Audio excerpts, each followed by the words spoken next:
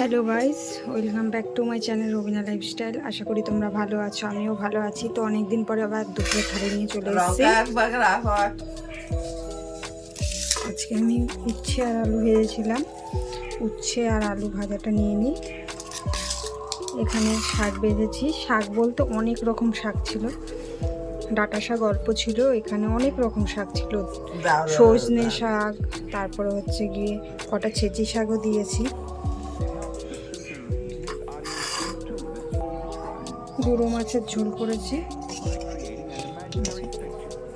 আলু আর ডাঁটা দিয়ে। এগুলো হচ্ছে গিয়ে ডগরি মাছ বলে। আর এটা এখন নেব না, যাই হোক পরে নেব।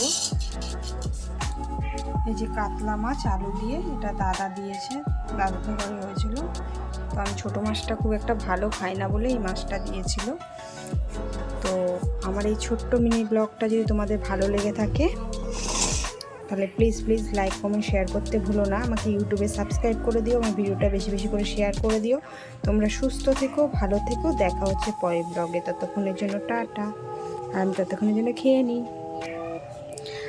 আর আমার ফেসবুক পেজটাকেও ফলো করে দিও।